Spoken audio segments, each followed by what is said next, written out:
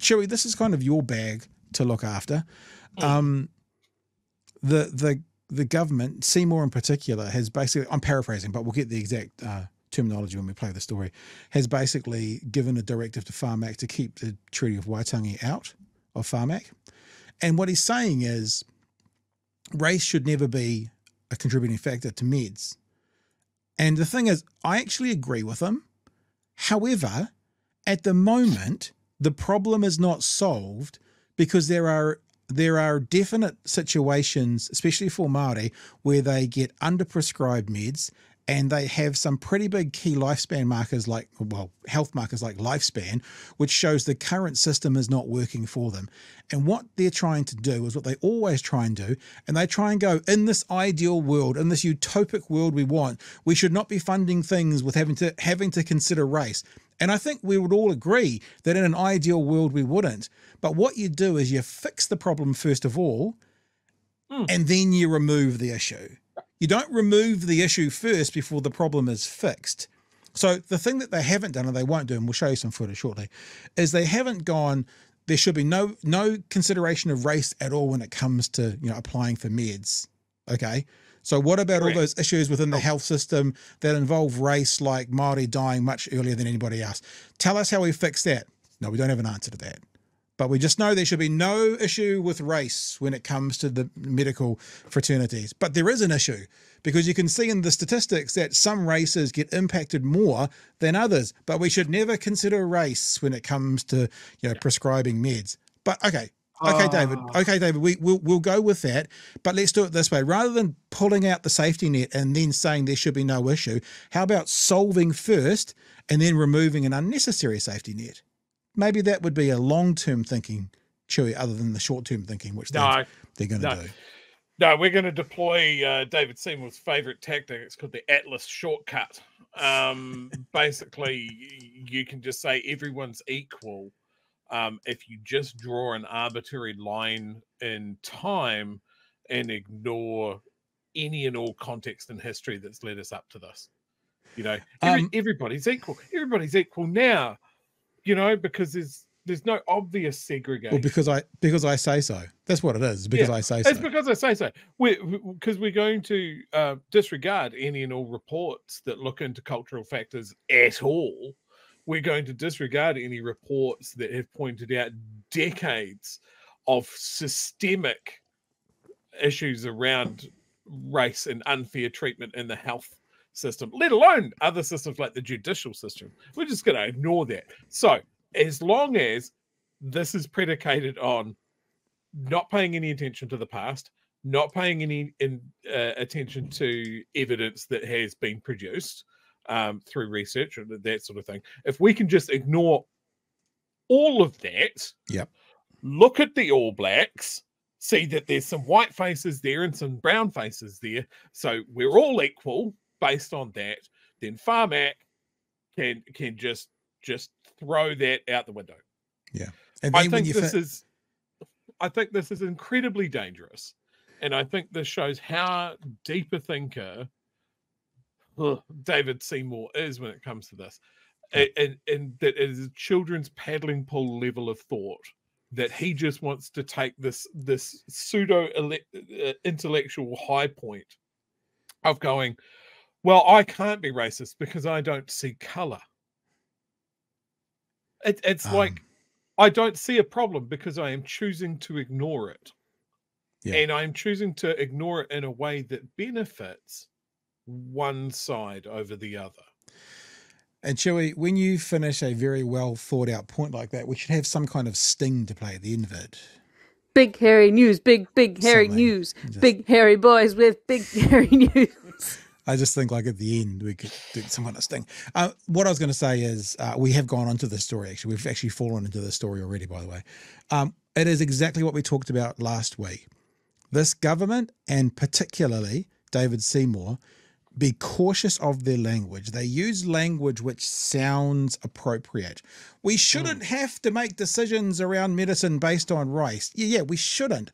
I think many people agree. But currently, there are issues within the medical fraternity where it's obvious that some races are getting lesser service and worse outcomes. So at the moment we do, but people will hear that and say, no funding based on race, no funding based on race. It makes sense. It's like, yeah, but the words may sound okay, all equal, right? But it's how they're going to then implement that policy is what you've got to be aware of. Let's get straight to it from this morning. Daniel Faitaua talking to, it looks like Christopher Hipkins is sucking on a lemon there, doesn't it? About this exact issue. Ditching the Treaty of Waitangi consideration. Do you agree? I think it's a step backwards. Ultimately, we have to recognise that Māori in New Zealand have disproportionately worse health outcomes compared to non-Māori, and I do think that the whole health system should be focused on doing something about that. I think, ethnicity does play a role here, and we know that some ethnicities, for example, are more prone to some health conditions than others, and I don't think Pharmac should be completely blind to that. When you hear Mr. Seymour say that drugs should not be going to people based on the need of their ethnic background, is that a fair statement? Well, I think it should always be based on clinical need, but we have to recognise the fact that there is more clinical need for some drugs with some segments of the population than... Chippy just exploded there for a second. And this is the thing, right? I think everyone, if you take a step back, you'd agree, right? But what people like Seymour are prepared to do, they are prepared to group people. Like, we can group people by sex, mammograms, prostate things. They are prepared to group people by age, babies have vaccinations or whatever. What he's not prepared to do is group people by race. And that's where this thing we always talk about with Seymour, the racial undertones of everything he talks about. He's happy to group people and provide, let's just stay in the world of medicine for a sector of society, even if not everybody accesses it or uses it. But when it comes to race, he wants to level out or flatten the field. If there is research and evidence that says this group of people need this kind of funding and they're female, fine. This group of people need this kind of funding and they're Māori, no, sorry, can't do it based on race, Chewie. And I think I hope this is an undertone. There's a sinister undertone in there as well. Is if you turn around and you produce evidence that says, hey, look, Māori Pacific Islanders are more prone to these conditions and that sort of thing. And that could be down to a whole lot of things, and wealth and other inequality factors in there would certainly contribute to them. But when you sit there and you go, well, look, these people are more prone to these conditions. Mm-hmm. I think often there's this undercurrent of, like, when you talk about evening the playing field and just go, oh, race shouldn't come into it. It's almost like they're sort of going, well, we won't consider these races because we must all acknowledge that genetically they're inferior. And I think that has been more prevalent, back in the pseudoscience days at the turn of last century and all of that sort of stuff. But I think there's still an undercurrent of that whenever they look at these sort of things. The reason that Māori are poor, or the reason that Māori don't live as long or have poorer health outcomes, is just skirting around the fact that someone wants to pull out a medical journal from the 1800s and go, that's because the white race is superior. We're more robust. And I just can't shake that feeling sometimes when we're talking about health issues.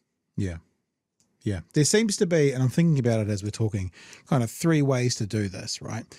You can fix the problem, like the issue, whatever it is. Let's say it's Māori dying 10 years younger than everybody. You can fix that through policy and that, and then you can pull out the safety net, right?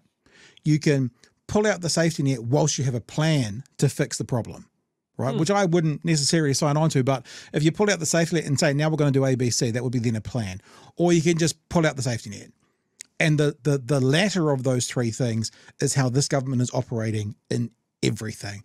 Pulling out the safety net and then going, shouldn't have to do this, not giving a solution and not solving the problem. We've eliminated the problem, so this now doesn't have to be a consideration. It's a much stronger position than going, what's the Treaty of Waitangi got to do with Pharmac? Which is essentially what he's saying. Yeah. The Treaty of Waitangi should have everything to do with everything our government does. What does? Because that's the agreement. that's what David Seymour wants to erase. And if you weren't with us last night, fantastic 35, 36 minute, what do you call it?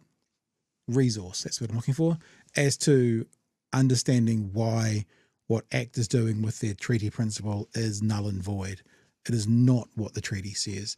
And the top, official translators, people who are licensed to be translators in the country, say so.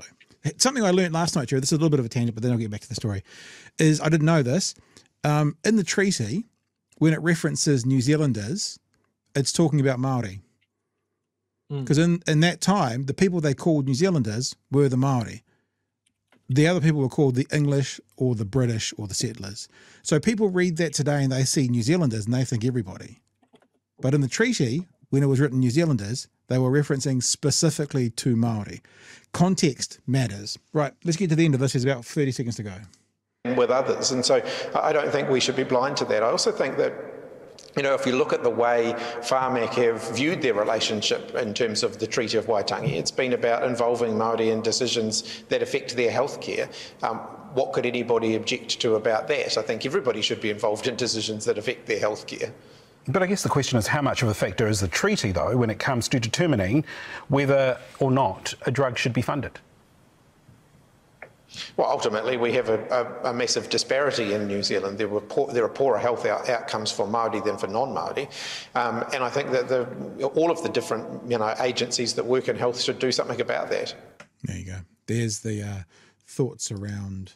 I mean, I know I'm paraphrasing saying getting rid of the treaty under Pharmac, but maybe because people don't understand or choose not to see or can't fathom that when they're talking about the treaty, they're talking about the agreement, things that were guaranteed when that thing was signed. And, you know, looking after Māori health is all a part of that. And if Māori, this is the same thing again, like I've said it 3 times now and I apologise, but if Māori have got horrific outcomes based on the current medical system, then something needs to change. And all these guys are doing are going, let's get rid of the Māori Health Authority. Let's get rid of it out of Pharmac. But they're not even doing of those 3 options the second one, which is, and we're going to do X. They're going, let's get rid of it because everyone should be the same. Everyone's not the same right now. Everyone's not equal. If we were equal, that means we would be having very similar outcomes, and we're not. So we're not equal. So you saying that we all should be equal and it should be made based on race is as stupid as saying we should be all equal and it shouldn't make decisions based on sex when you're talking about a mammogram or cervical cancer. It's as stupid, shall we? And I think it's easy to fall into these debate club type questions, right? It's happened right here in the chat. You know, John says personal responsibility goes to a long way to health, regardless of race. No, it's not. No, it's not, because if it was, then the bad outcomes would be the outlier. If you can, research can show statistically that this is a massive thing within a people group, whether that's female, whether that's brethren, whether that's Māori, whatever it is, then that takes away the personal responsibility, because it's either endemic or it's systemic within that group. So that's wrong. I'm sorry, that's wrong. Yeah. But it sounds great in a debate setting, right? Because it sounds great when you're talking about one person. We're talking about one person. When you can sit there going, well, if someone sits at home, or if everybody sits at home and eats fish and chips for dinner every night and drinks Coke, and that's the choice that they made. That's where the thinking is. Yeah. But it doesn't come into, you know, maybe they're sick and they have bronchitis or whatever because their housing is shit, because their landlord's shit. They don't have any insulation, you know, they're so far from a supermarket because all the supermarkets are in the nice part of town. All of these things. And then when they do get sick, do they get treated with respect and honesty from medical professionals? Or do they go, here's another brown face looking for a handy? But that's when we get into it. You know, there are so many stories. And look, I don't mean to bag on our, you know, the people that work in healthcare and that sort of thing, but there is a problem. There is a problem there. And I'm not saying that everybody that works in healthcare is racist, but I'm just saying that the outcomes that people get is not equal. it's able to be researched and shown that there is a disparity, and it shows and how long people stay alive. There's decades worth of difference between Māori lifespan and non-Māori lifespan. And that's because everything that we have built in this country has stacked against them. They don't get the money, they don't get the support, they don't get the good outcomes in the education, they get cracked down on harder by law enforcement and the judicial system. They get sick, they won't get treated the same as a white person will. All of these sort of things. And then all that this government seems to be able to do is not look at any of those things that have been proven, researched and proven multiple times as, oh, I can solve this really easy. We'll just stop considering it. We'll stop looking at any measure to change it, because fixing that problem sounds big and hard. Whereas if I just remove any consideration for it, it's a problem solved. Job done. Yeah. You know, and this is David Seymour's playbook. He loves this debate club stuff. He loves to throw the language at us that we should all be treated equal. And everybody goes, well, yes, everybody should be treated equal. Yeah, no, people should be treated equitably. You got it. Not equal. Yeah. Equity. It's something that he should always get called on. You know, like one of the things I like to bring up when you're talking about being treated equal, right? Over in one of the Scandi countries, and I think Poland maybe does it as well. If you are speeding, your ticket is delivered according to your income. Mm-hmm. So if you're a millionaire that blows through a school zone, your ticket can be hundreds of thousands of dollars, whereas someone on a much lower rate might be a couple of hundred. That's what we're talking about. It doesn't have to be equal, but equity is more important than equality.